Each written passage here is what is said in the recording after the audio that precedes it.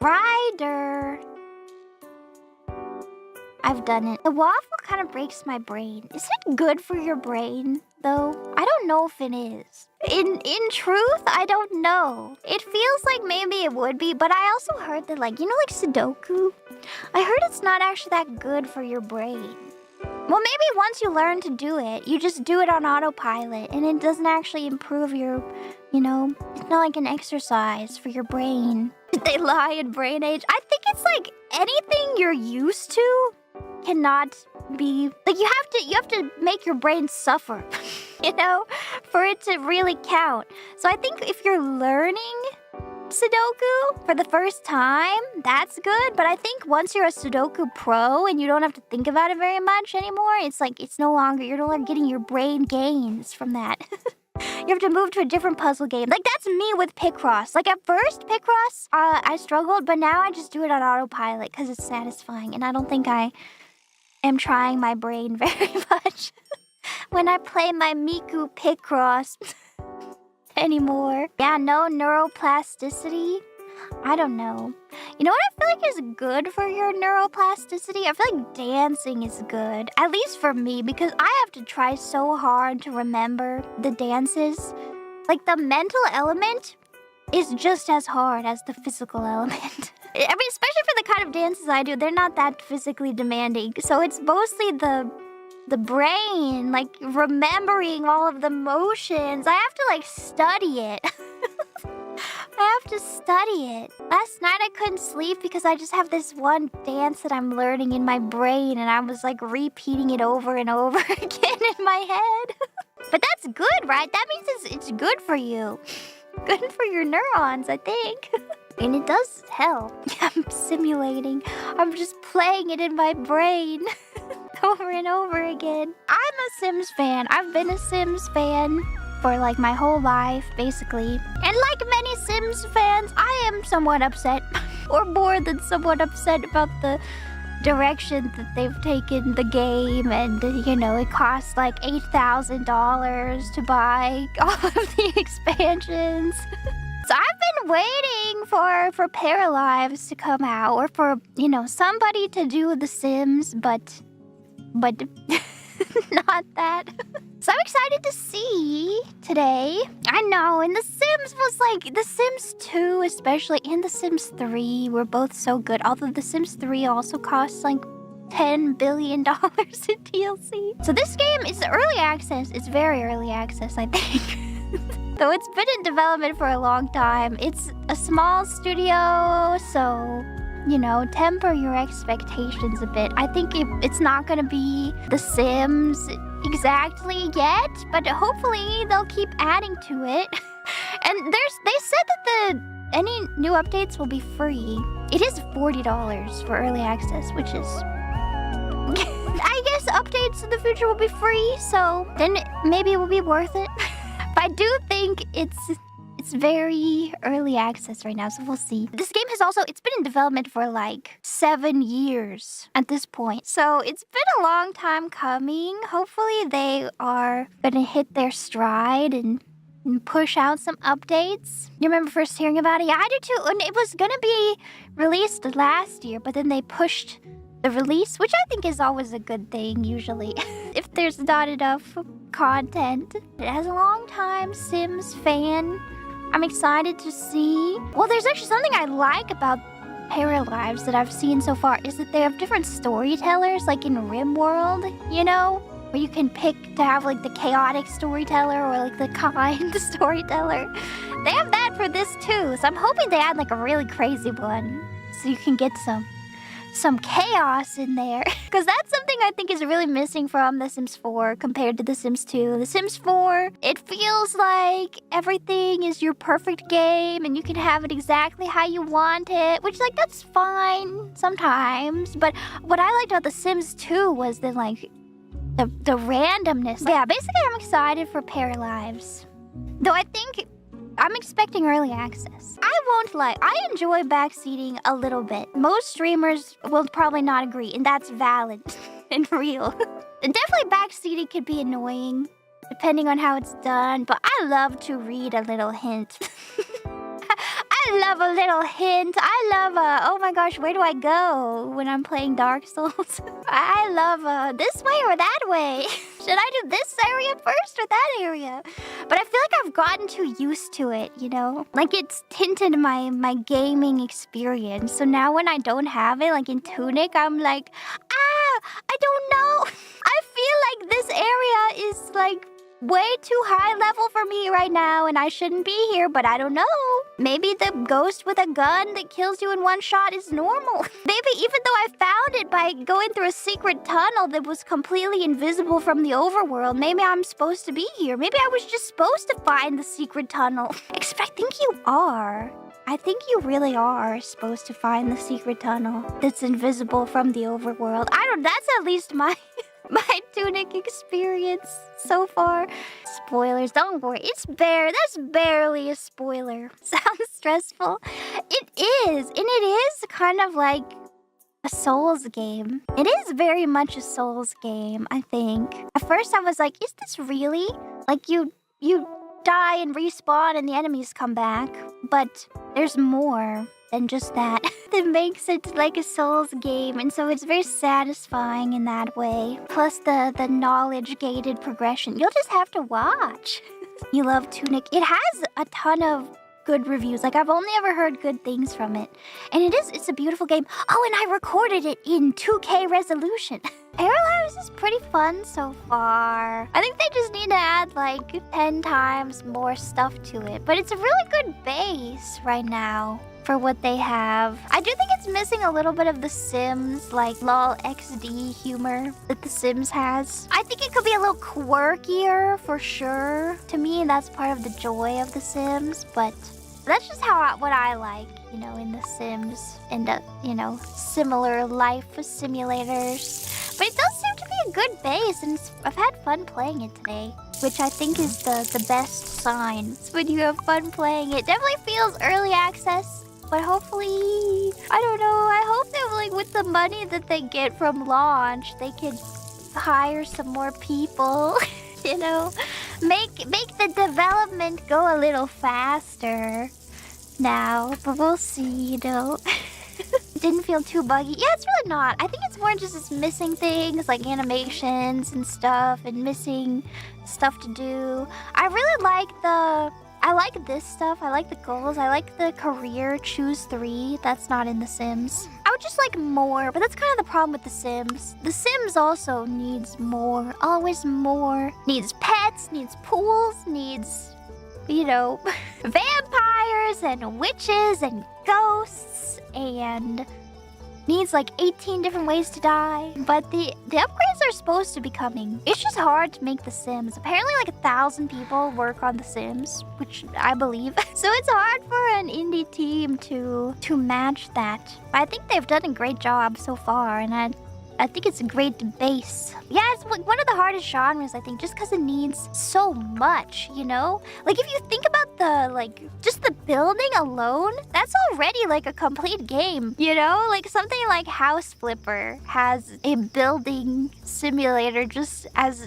detailed as this. So it's basically, like, the build simulator is already its own game, plus then you need the character creator on top of that, and then, of course, I would say that the gameplay is the most important part, and also probably the most difficult part. Need so much. Yeah, I can imagine the development would be really complex. And think of like all the different animations that you need, you know, for everything. And then, you know, making sure your sim doesn't clip through the counter. Although I think that happens in The Sims too. I think that's just, especially when you make the cake so big. It just clips. But I had fun. I like the character creator too. I think they're cute. I like the style. But it is definitely like, they've chosen to go with a pretty like strong art style, which I think is a good thing. Games with like distinct art styles tend to age better. I feel like we need to go around and like interview the goths. What are you playing right now, Queen? What do you play? I don't know. I feel like they're playing everything and anything, honestly. They're playing Dark Souls too. I'm gonna ask. Oh, do I have it in me to ask? I think I can ask. If I see a goth baddie in real life, I will ask her. But I will have to also be dressed goth while I ask. Otherwise, I think it'll be weird. It'll probably be weird anyway, but I think like if I'm dressed up, they'll give me a free weird question. They'll be like a kindred spirit if they don't play games, and I will report back on that. I feel like a lot of them would, but I think it's gonna be like Overwatch or I mean, what do people play? Like the competitive games, Marvel Rivals. It's gonna be something like that. Marvel Rivals, Overwatch. Yeah, it might be Fortnite or Valorant. I just feel like it's gonna be one of those. What's the most popular like competitive game right now? I mean, it is the year of Dota 2. It is. League? Might be League. Maybe I can make a friend. Oh my gosh, imagine if she is like Dota 2. I'll be like, add me. Even if it's League. Baldur's Gate 3. Wait, I think that's a good one. That's a good one. Because I know that the romantasy girlies love Baldur's Gate 3. Sarah was talking about it in the romantasy subreddit. Excellent choice. It is. It is. I mean, if you think about it, it makes perfect sense because it is a game where you can romance many of the characters in a fantasy setting. It makes perfect sense. I've actually talked about before my ideal wedding. That was naive Nimi who had not done any wedding planning at that point at all. My view on weddings has changed when I started researching like what it actually takes to put on a wedding. And it's crazy! It's crazy! It does get expensive very quickly. The kinds of weddings that you see on TV, they cost an insane amount of money. Like, I don't know, I mean, this is what you get from, like, watching TV, but I always thought that, like, you know, the kind of wedding where you have, like, even, like, 50 guests, you know? And then you got your, like, wedding orange and flowers and, like, a buffet table. This kind of wedding costs, like, minimum, like, $30,000. And it can easily go over 100,000, 150,000. It's crazy. 30,000 is like the bare minimum that a wedding like this would cost. Yeah, it's like the food. Well, the food is just one thing, but also the venue can easily cost like 5,000 to 10,000. And then yeah, I don't know, just everything. The photos, yeah, the alcohol. So I've decided to do more simple for my own. Because I just can't justify, I don't know, because it's just one day, you know? Like, imagine spending $30,000 on, like, a vacation. Like, you can go on a crazy vacation for, like, a month with $30,000. That's, like, 4 VTuber models. I don't know. And also the dress, too. I said I wanted, like, 3 dresses. Well, honestly, I still do, but the dresses get expensive fast, too.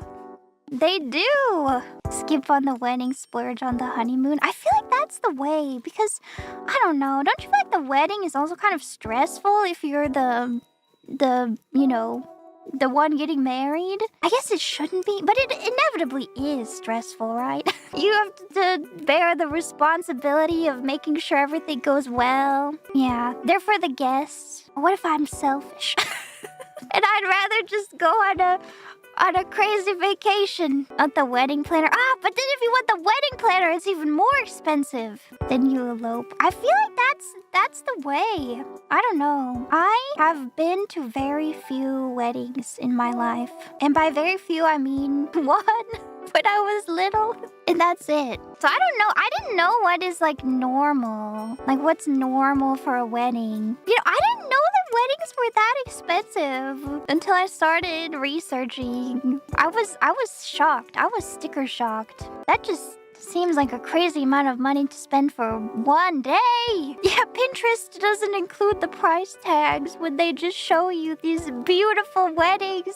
Everything comes with a wedding tax. I've heard about that too. Like a cake might cost you $200, but then a wedding cake, like the same wedding cake would cost like $1,000. Just have to tell them it's for an event. Okay, I've thought about that, but are they gonna be mad? Like what if I'm planning my wedding and I'm like, it's for an event. There will be 20 people there. And then I plan and they're like, okay, all good. And then I show up in a white wedding dress. Are they gonna be mad? Are they gonna kick me out?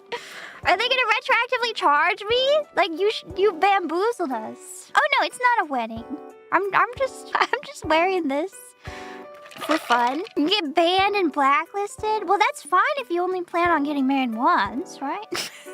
Then it's okay if you get banned. As long as you can squeak through once, you're okay. Say it's for a birthday and have somebody else pick it up. I think, yes, weddings are expensive, but it's fun to watch them when you don't have any part in it. You can just sit back and relax. This happened. So it's like a fancy resort hotel, and I saw 2 weddings while I was there. 2 different weddings, people getting married. And both times I was watching from the pool, and it wasn't just me, okay? It wasn't just me. But like the wedding is happening over here, the happy couple, and then everyone in the pool was all like just staring, just watching the wedding. And I felt bad a little bit, but then like everybody was staring. So like I might as well stare too. But it was like beautiful wedding ceremony with all the guests over here. And then just like pool full of people staring, including me. There were lots of like, outdoor restaurants. And so sometimes when you're eating at an outdoor restaurant, there won't be animals around. And there were birds. They would like wait on the wings for people to like get up and leave their tables, and then they would immediately come down and start eating. And I watched like 3 birds descend and start eating a muffin, and I was really cheering for them to like, finish the muffin before a staff member came over to chase them off. And they got a good bit of the muffin. They ate quite a bit.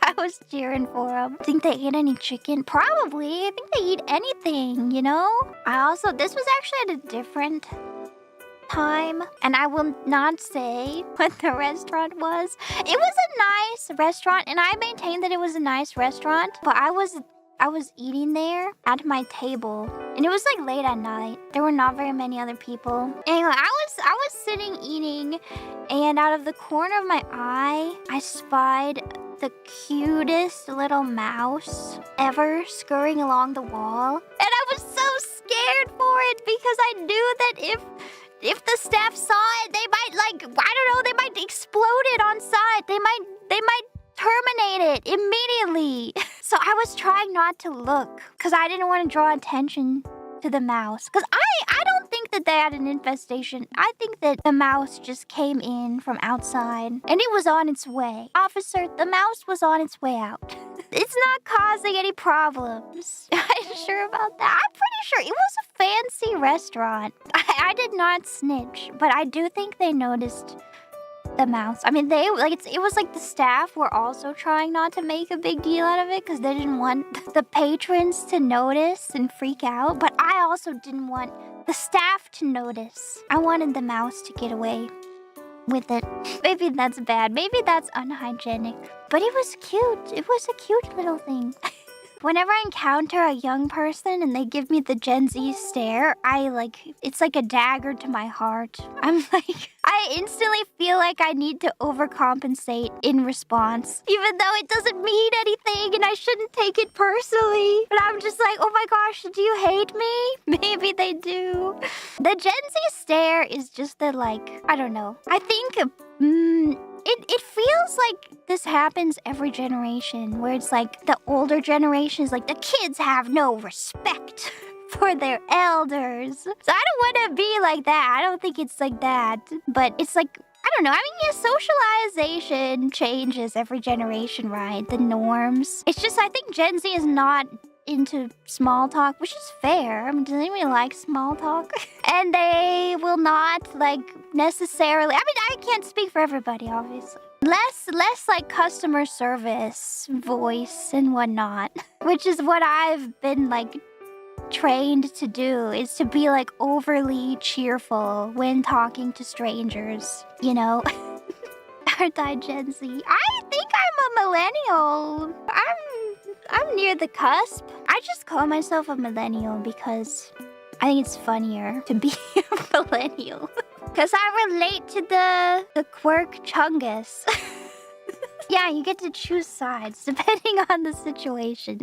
Zoomers don't know about Boxy. My queen. My queen. Millennials are a joke. I love millennials. I don't know.